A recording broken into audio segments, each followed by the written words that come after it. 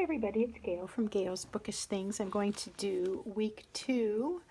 I'll start that today, which is Sunday, March 28th, rather than waiting till tomorrow because we have a busy upcoming week. So these are the Ink of the Week. I knew I was going to say that.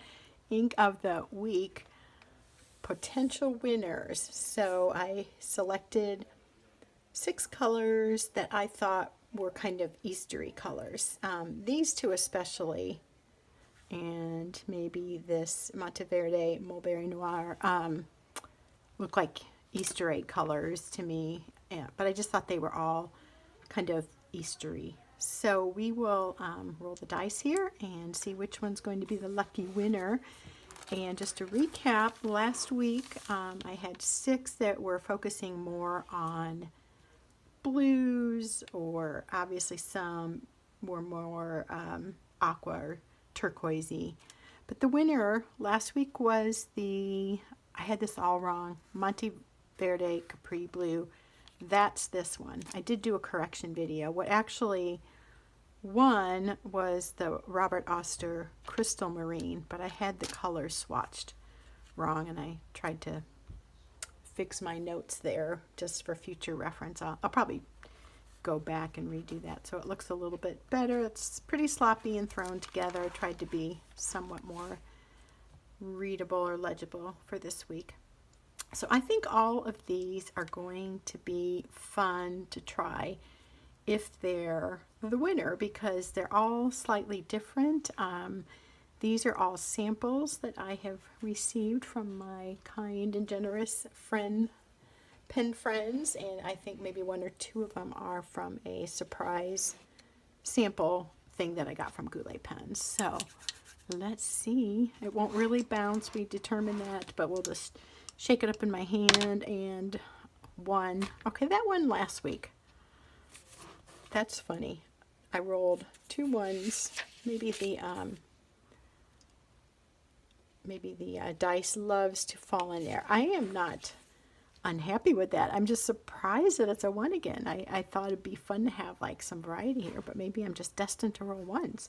So the TWSBI Prairie Green will be the next ink in my Brass Sport, my Kaweco Brass Sport. I have loved writing with this and this Robert Oster.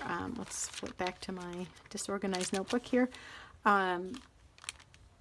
The Crystal Marine, which I wrote as Monteverde Capri Blue there, wrong. I have loved writing with this Crystal Marine in just about every notebook. It's been really, really fun to write with. I love the flow of it. It's wet.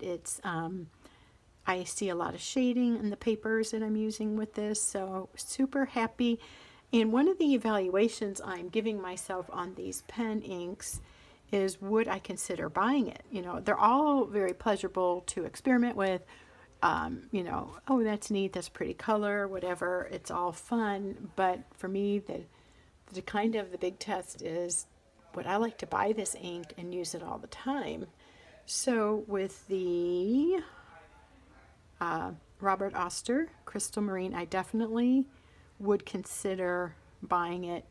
The only thing that would maybe keep me from doing that is it's similar in color to some greens I already have, but I really, really like it. So this will be a new one. When I was writing with this before, I felt like it was kind of a drier ink, but I think if I put it in this with the broad nib, I'm finding I like most inks in the broad nib that's on the Kaweco, that I might like this slightly more. And I'm really interested, especially in trying the Strawberry Milkshake and the Sailor Mano Haha in a pen. So I might add those to another pen for this week since it's Easter week. But this is going to be the main one that gets tested on all the papers. So I'm excited about that. I just want to tell you real quick what I have in my other pens.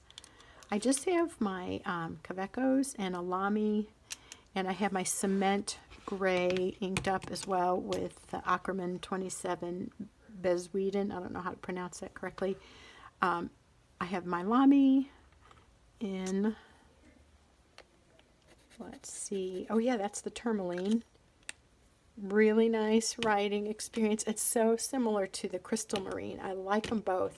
This one is like slightly more blue, and the Crystal Marine is a little bit more, the one that I have in here now, let me show you, is a little bit more, it shows up differently on this paper than like on the Tomoe River, but more green in this, where I feel like the other one has more blue, but I'm not all that good with color analysis or anything. So, and then I have the Yamabudo in my Golden Espresso, but it's been flowing really wetly out of this. It's kind of strange. I love the color, but it's almost too saturating coming from this pen, so maybe I need that in a TWSBI, which is mostly what I have. And then in my fine nib Kaweco, I have Noodler's Heart of Darkness, just a basic black, and that's worked really well for some note-taking I've been doing and writing this and that. So I generally prefer like a broad nib in most of the pens, but I'm liking that black in this pen because it's such a wet, thick flowing ink. If I have it in a broad nib, it's like super thick lines. So this makes just like a nice, for basic writing, the Noodler's Heart of Darkness in the fine nib Kaweco. I think this is macchiato color. Has been a really nice writing experience. I've enjoyed that. So loving this, and I really am finding it. This is the pen I'm reaching for a lot lately.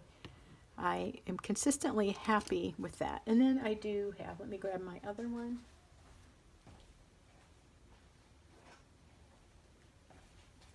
There we go. My cement gray TWSBI broad nib is the, that's the Ackerman number 27 Bezuieden. I don't know if I'm saying that right again, but that is a really nice ink, and I've enjoyed writing with it quite a bit. I'm trying to see, I've got a lot in there yet.